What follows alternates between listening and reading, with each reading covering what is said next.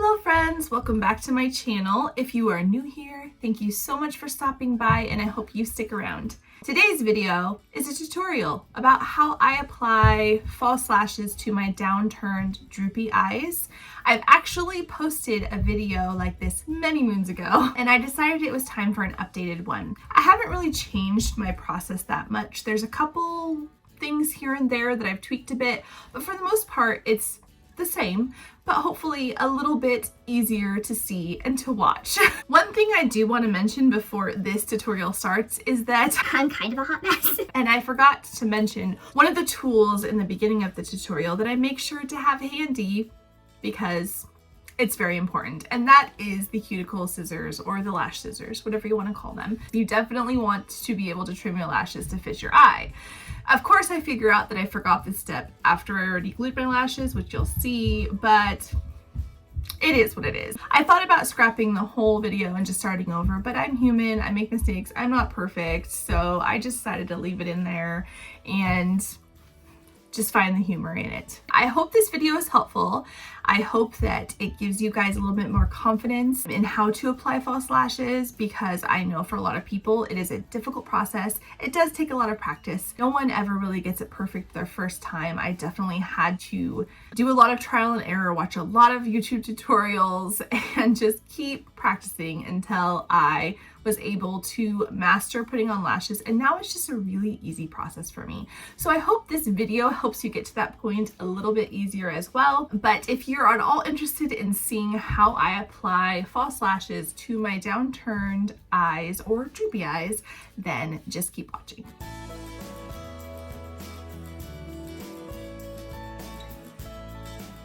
All right, to get started, I want to share with you guys the things that I keep handy that help me apply my false lashes easier. So I always keep, of course, an eyelash curler, tweezers, or these specific tweezers for false eyelashes. I think if you're a beginner at false eyelashes, these are going to be a lot better for you than tweezers, just because you are working so close to the eye. These are a little bit sharp, so these are actually really great for pressing your false lashes together with your natural lashes, which I will show you later. You are going to want a waterproof mascara, lash glue, and cuticle scissors, and the false eyelashes of your choice. The lashes that I'm going to use today are my favorite drugstore lashes. I use these all the time. These are the Ardell Wispy lashes in 113 black. They are long and wispy, probably a little bit more on the dramatic side, but Ardell does have a lot of other options that are less dramatic, that look a little bit more natural. But again, just pick whatever lashes you're most comfortable with. If you have downturned eyes though, I would recommend finding a lash that is a little bit tapered, which means it's shorter on the inner corner and then it gets longer as it goes toward the outer corner, because that is going to help with making your eye look more lifted. It's going to give more of that cat eye effect, instead of having the lashes be the same length straight across. You can see that when you look at the packaging here, it is set up so that you know which lash is for which eye. So if I have it next to my face here, I can see that this lash over here is going to be for my right eye, and this lash over here is going to be for my left eye. I always make sure to remove the lashes from the outside and not from the inside. The reason why I do this is because the lashes are usually a little too long for my eye, and from my experience they're usually too long for most people's eye. And so if you pull them from the outside and you happen to accidentally mess up the outer lashes here, it's not a big deal because most likely you're going to cut those off. But if I were to pull the lashes from the inner corner here and I mess those up, that wouldn't be good, because we want to make sure to keep those lashes intact and not cut them off, or else it will mess up this nice tapered look that we've got going on here. I'm going to go ahead and show you how I do that. I try to make sure that I grab the lashes at the band and not the actual hairs, because that will definitely mess them up. And then I just gently pull it out, just like that. So this is what the lash looks like. This is for my right eye. And one of the things that I like to do after I pull it out of the packaging is I like to take the lash and just kind of bend it just to help it be more flexible. One of the things I really like about these particular Ardell lashes is that they have a really, really thin band. And when you're just starting to do fake eyelashes, I feel like these thin bands are a lot easier to maneuver and they don't feel as heavy as the false eyelashes that have a thicker band. And if you're not used to wearing fake eyelashes, those thicker bands can be pretty annoying in the beginning. So I would suggest trying a lash with a very thin band like this one here for your first time. As you can see, I don't have any liner on, I don't have any mascara or anything on because I wanted you guys to be able to really see what I'm doing. You can put on liner first. I actually think that putting on a little bit of liner helps blend the lashes together with your natural lashes better. But for the sake of this video and so that you guys can see what I'm really doing, I'm going to show you how I do it without any liner on at all. So now I'm going to take my lash glue here. This is a duo brush on adhesive. It's the 2-in-1. So I've got the clear lash glue on this side and then I've got the dark adhesive on this side. If you're not wearing liner, definitely go with a clear adhesive. I always suggest using a brush on adhesive because it's easier to control. The squeeze tubes of lash glue I think are more difficult, especially when you're first starting, because they can come out really fast. It can get really goopy and messy on the lash.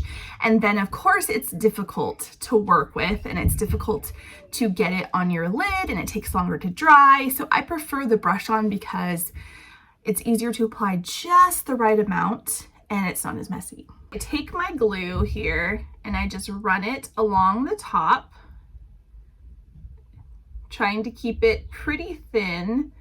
And then my goal is always to put a little more on the outer corner and a little more on the inner corner just to help make sure that it's not going to pop up on the inner corner and the outer corner of the eye. If you've got a unique eye shape, this is more likely to happen as well.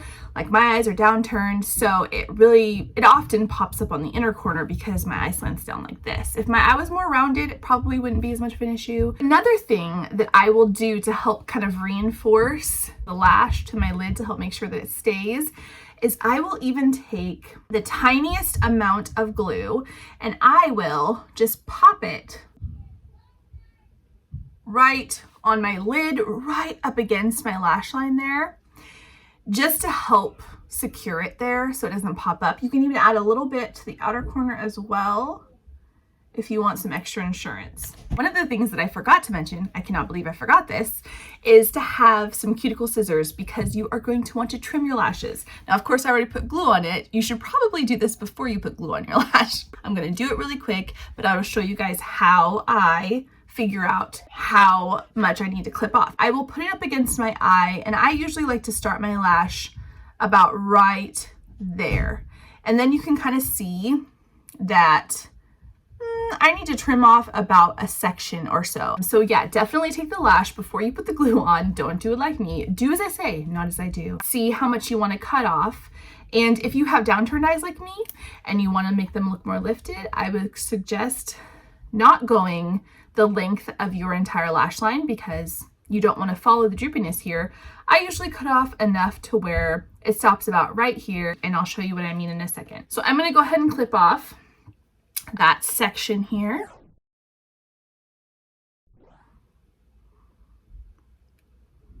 Just like that. And then I'm going to take these lash tweezers. I have let this glue probably dry. I've been talking for like over a minute now.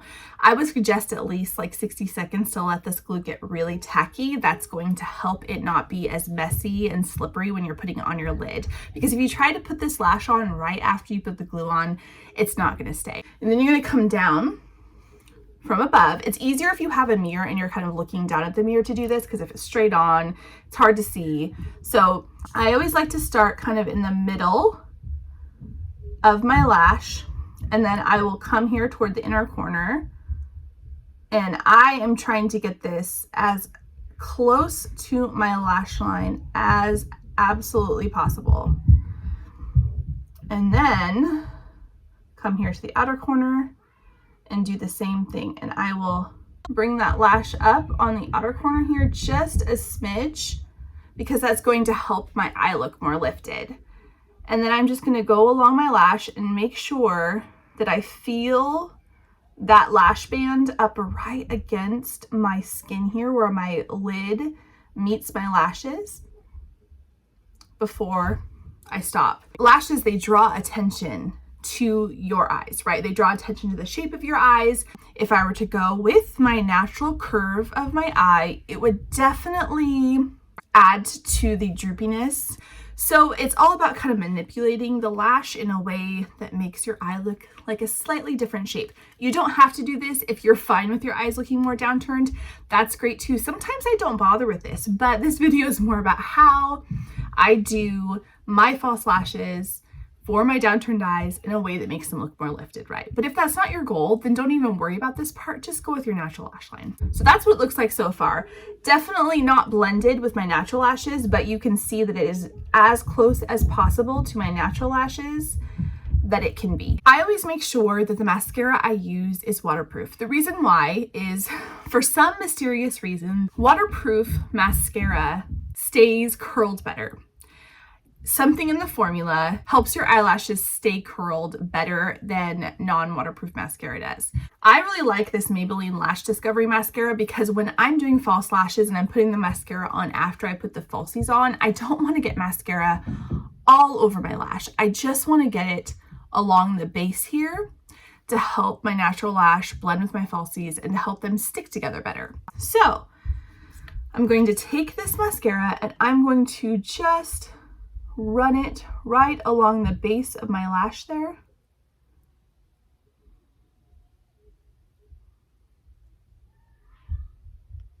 And when I get towards the inner corner here, if I need to be more precise, I will just use the tip of the mascara wand to get in there. But really the goal is just to make sure that I'm covering the base of all my lashes up there. There we go. The next thing I want to do is wait probably a minute or so just to let this mascara dry down almost all the way. I don't want to go in with this and press my lashes together with falsies quite yet because it might mess up the mascara. It might pull up most of it and leave these gaps where the color is gone on my lashes, and that will not look good. So I'm going to give it a minute, come back, and press my lashes together with the falsies. Now that I've let that sit for about a minute, I'm gonna grab these false lash tweezers here, and I'm going to start on the inner corner, and I'm gonna go ahead and use these to press my natural lashes together with the false lashes.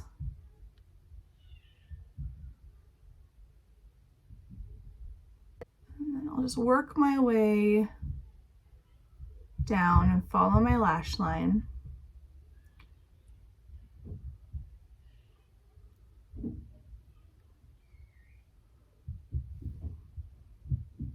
As you can see, after I do that, it's really difficult to see where my lashes start and where the false lashes start. That's what you want. This step is a little bit tricky, but it's so important if you are someone that has those straight lashes that just refuse to stay curled.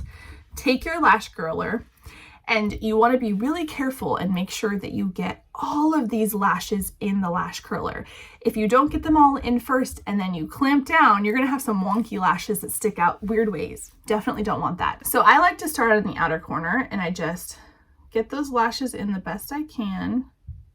Make sure they're all in there, and then I come toward the inner corner there, and then I just give it a double check, make sure all those lashes are in before I clamp down, and then I'm going to push and kind of tip the lash up, and I just pump that for a few seconds and then gently release and gently pull the lash curler off. You don't want to do it too hard because you might accidentally pull the false lash off. You can see how well this works.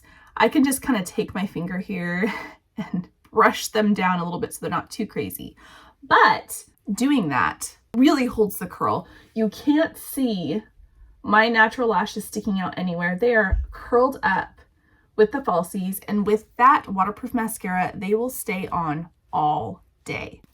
Yeah, that's pretty much it. That is how I apply my false eyelashes to make them look more natural, more like eyelash extensions, and have them blend really well in with my natural lashes. I'm gonna go ahead and put my other lash on off camera, and I will be right back. All right, you guys, my other lashes are on, and I also applied some mascara to my lower lash line as well. I used that same Maybelline Lash Discover Mini Brush mascara, or it's a mini brush waterproof mascara. The reason why I like using this for putting on false lashes, my kids are so loud.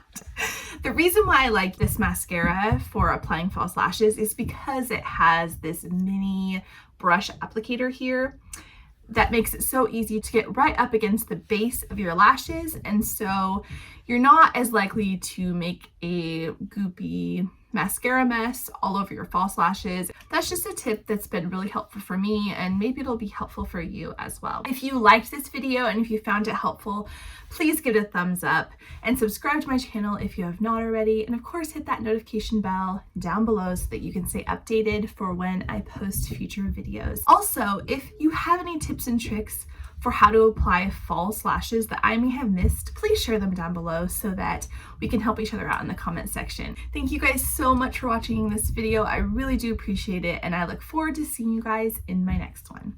Bye.